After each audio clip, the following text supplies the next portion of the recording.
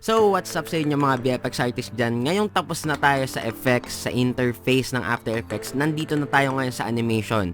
So, marami tayong pag-uusapan, kaya simulan na natin ang tutorial.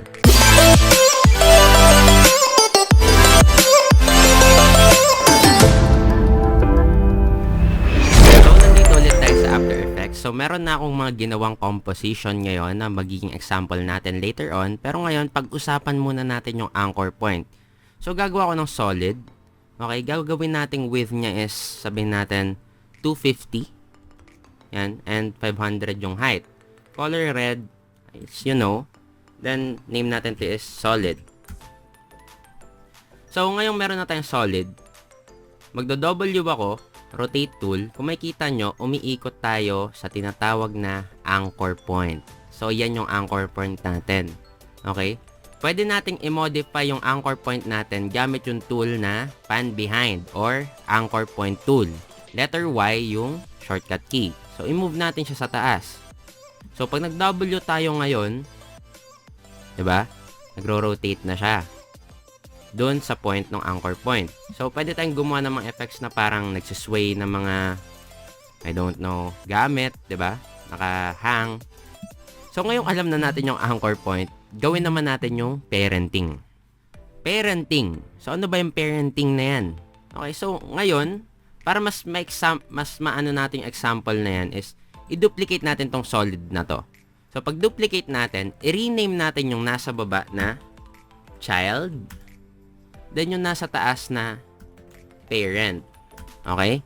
So, pag ginawa natin yun, tas yung child, minove natin sa baba, pwede rin natin i-change yung color ng child. So, yung solid, sa layer, solid settings, control, shift, Y. Okay. Pili tayo ng ibang color ng red. Yan. So, ngayong meron na tayong parent and child, meron two ways para mag-parent. Okay? So, pag-usapan natin yung una. First, pwede nating iselect dito sa parent link sa layers panel. Yung none, pwede nating gawing parent. So, nakaselect siya doon. Or, pwede nating gamitin tong pick whip. Pwede natin siyang click and drag, then itutok natin kung sino yung gusto nating maging parent. So, yung child, itutok natin sa parent. So, kung makikita nyo, same thing nung ginawa natin sa una. Okay? Pag ni-rotate natin tong parent, susunod yung child. Okay? So, bali, ganun yung child and parent relationship dito sa After Effects. So, pag ni-rotate ko to, susunod yung child, and pwede ko rin i-rotate yung child independently. So, parang gumawa tayo ng kamay, di ba? Makikita nyo yung mga 2D animation. Ganyan. Di ba? Gamit yung rotate tool, W. Okay? So, ngayon, mag-R ako for rotation. Then, babalik ko muna sila sa 0. Then, sa susunod na lesson, pag-usapan naman natin yung null. Ano ba yung null? Okay. Isa siyang type ng layer. So, katulad nung name niya, null, wala siya. Okay? Wala siya. So, pag gumawa ko ng null object, dito sa layer new, null object, control, alt, shift, y. So, medyo madaming combination yon, pero masasanay din kayo. So, pag pindot natin yan, kakaroon tayo ng null layer. May kita nyo tong parang square na to sa gitna. Okay? Pwede natin i-move yan ni scale. So, meron siyang transform properties. Pero, hindi siya nakikita. Pag na-render natin tong video na to and export natin, hindi natin yan makikita. So, para siyang guide layer. Okay? So, hindi natin siya nakikita. So, anong purpose niya? Okay? Pwede natin siyang gamitin para maglagay ng invisible na anchor point. So, kunyari, dito natin siya nilagay, then pinarent natin yung parent na layer natin sa null. So, gamit yung pick whip, drag natin, then let go. Makita natin, naka-parent na siya sa null 1. Pag ni-rotate natin yung null, wow. Diba? So, pwede natin siyang gamitin as transform. Pwede natin scale. Pwede natin i-position. So, kahit anong gawin nitong null na to, is gagayahin nitong parent and nung child kasi yung child natin naka-parent sa parent and yung parent natin naka-parent sa null. Okay? So, ayun guys. So, sa susunod na lesson naman, pag-usapan na natin yung properties and keyframes. Yan, napaka-importante. Yan, nandito na tayo sa juice ng tutorial. So guys, pag-usapan natin yung properties and keyframes. Okay? So, ano ba yung keyframe? Okay, so, para siyang recording nung value ng isang property. Depende kung saan mo siya ilalagay. So, for example, okay? Dito sa parent, pwede natin pindutin yung P. And kung makikita nyo, sa pangalan ng position, merong stopwatch. Okay, pag pinindot natin to, gagawa tayo ng tinatawag na keyframe. So, punta tayo, click natin yung playhead natin, punta natin sa simula, then, click natin yung position. After nun, pumunta tayo sa, siguro 1 second, then, i-move natin siya. So, kung mapapansin nyo, gumawa siya ng isa pang keyframe. So, lahat ng changes na ginagawa natin, okay, sa part ng timeline is magiging keyframe. Kita nyo ngayon, pag pinlay ko siya, nagmo-move na yung parent layer natin. Okay? So, ngayon tatanggalin natin siya. Paano tatanggalin? Pwede natin press yung delete. Okay? So, undo ko yon. Or, press ulit natin yung stopwatch. Pag pinindot natin yan, mawawala yung keyframe. So, yung parent and child, gagawin kong rotation, R. Okay? Click ko yung stopwatch. Sa child, pipindutin ko yung R, click ko yung stopwatch, then pupunta ako sa 1 second. Dito sa parent, magda-W ako, rotate tool, ero-rotate ko siyang ganyan. Okay? Then dito sa child, ero-rotate ko siyang ganyan. So kung makikita natin, meron na tayong tinatawag na animation. Okay? So hindi lang dito sa mga position, rotation, scale, opacity, and anchor point yung merong keyframe. Pati mga effects. So, mag-import lang muna tayo. So, yung favorite nating bunggo, i-import ko yan. Drag natin siya sa new layer composition. Ay, sa new composition. Create new composition. Yan. So, meron na tayong composition. Then, lalagyan ko siya ng blur. Okay? So, taasan natin yung blur ko. Then, pindutin natin yung repeat edge pixels. Okay? So, pag pinlay ko siya ngayon, naka-blur lang siya. Pero what if gusto kong mawala yung blur paglabas nung video? So, ngayon, kung makikita nyo sa blurriness, merong stopwatch. Pag kinlik ko yon, meron na tayong keyframe. Pero bakit hindi natin makita? Nandito siya sa ilalim ng layer. So, pag pinindot natin tong arrow, effects, Gaussian blur, nandun yung keyframe natin. Then, sabihin natin dito sa 3 second mark, gusto natin maging 0. So, pipindutin ko yung value. Pwede kong type na 0, enter. So, nawala yung blur. So, pag pinlay natin siya, kita nyo, nawawala yung blur. So, blurred sa simula, then, magiging sharp. So, okay ba yun? So, yun guys. Tingnan natin ulit yung iba pang effects, okay? Para lang meron tayong ibang example. So, punta tayo doon sa favorite nating stylize and mosaic. Okay, yan.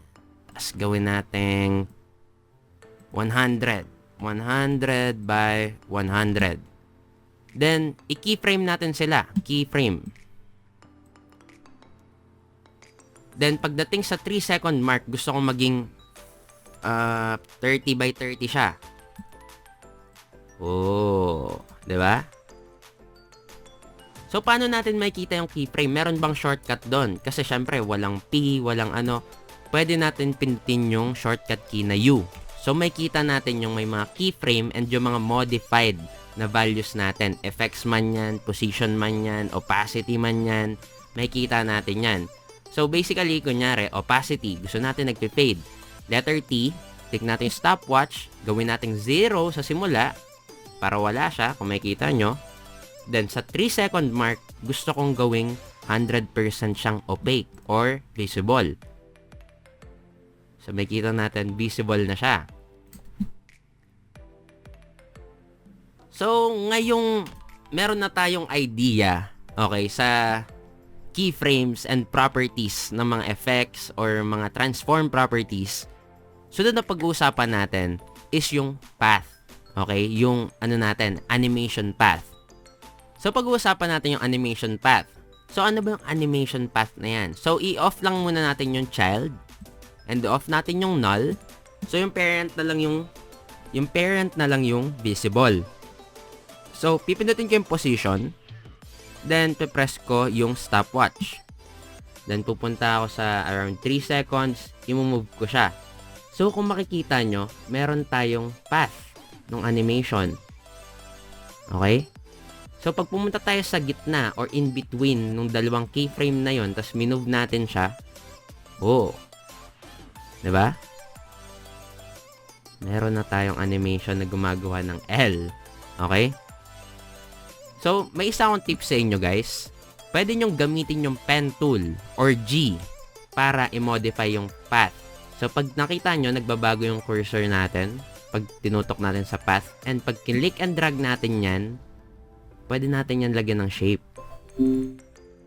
Okay? So, meron may nag-comment. So, may kita nyo, naging smooth yung movement natin. So, pwede natin baguhin yan.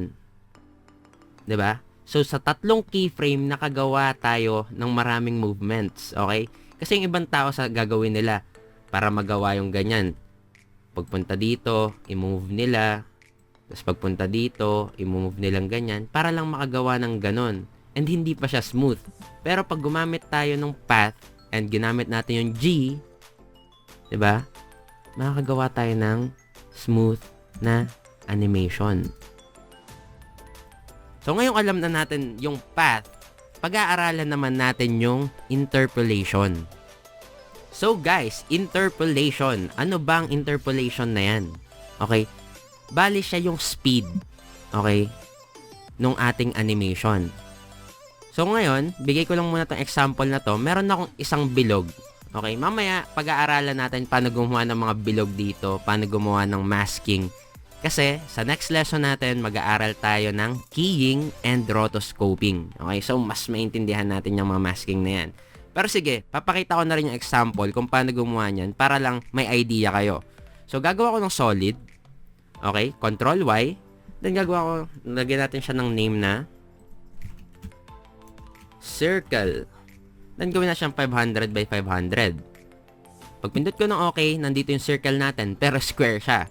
So sa tabi, okay, ng pen tool, merong ellipse tool. May kita nyo may arrow yan sa ilalim. Okay, para pag hinold natin yan, marami siyang shapes. Okay, pwedeng magbago-bago yung tools natin. Pero ngayon, ellipse tool yung gagamitin natin. Then, habang selected natin yung circle, magdadrag ako dito sa kanto. Then, boom. Diba? Meron tayong bilog. Okay? Pwede rin natin i-hold yung shift para bilog lang yung gagawin niya. Okay? So, pag hindi natin hinold, ganito yung nangyayari. Okay? So, delete ko na siya dahil may idea na tayo kahit papaano. So, papakita siya yung interpolation. So, ano ba to? So, itong keyframe na to is nasa position.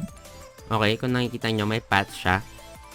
Dalawang path na naka-linear interpolation. Ano yung linear interpolation? Ito yung tipong, ayan, nakikita nyo ba? Nagmo-move lang siya ng same rate ng speed every time. So, babaguhin ko yung length ng ano natin.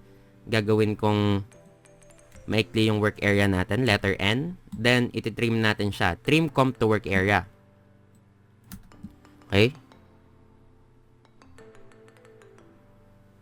Kung makita nyo, sobrang boring, di ba? Next is, etong example na to. Smooth. Pero magugulat kayo, pag nag-letter P ako, dalawang keyframe lang din yan. Okay? Dalawang keyframe lang din siya. Okay? Pero kung mapapansin nyo, iba yung itsura nung keyframe niya. Pag tinignan natin yung position, ng una nating bilog, okay, diamond siya. So, ano to? Yan yung tinatawag na ease in and ease out. Okay? Or pwede natin gawin yan via easy ease. Okay? Para magawa yon, so, i-reset ko lang to. So, para mag-reset ng keyframe, okay, ng interpolation, hold natin yung control, tapos i-click natin yung keyframe habang selected natin sila. Kita nyo, naging diamond ulit siya. So, pag pinlay ko siya, same sila ng movement. So, ngayon, pag sinelect ko tong dalawang keyframe na to, and pinrest ko yung F9 or easy ease, okay? Wait lang, dahil sa recording ko. So, dito, F9, easy ease. Okay, pwede natin select yung keyframe. Right-click, keyframe assistant, then easy ease. Kita nyo, nagbago siya. Then, meron tinatawag na, may kita nyo, sobrang smooth siya, di ba? Then, merong isa naman na custom na interpolation, which is ginawa ko dito sa pangatlo. So, same lang silang lahat. Pag tinignan natin yung P, lahat sila, dalawa lang yung keyframe. Pero pag pinlay ko, iba-iba sila ng ginagawa, di ba? So, para gumawa ng easy ease, yung nasa gitna, okay, yung smooth yung start and smooth yung end, pwede nyong iselect yung keyframes, then press F9. Pero paano gawin tong custom na to? Okay? So, ngayon, off muna natin sila, then ire-reset ko yung keyframe nito.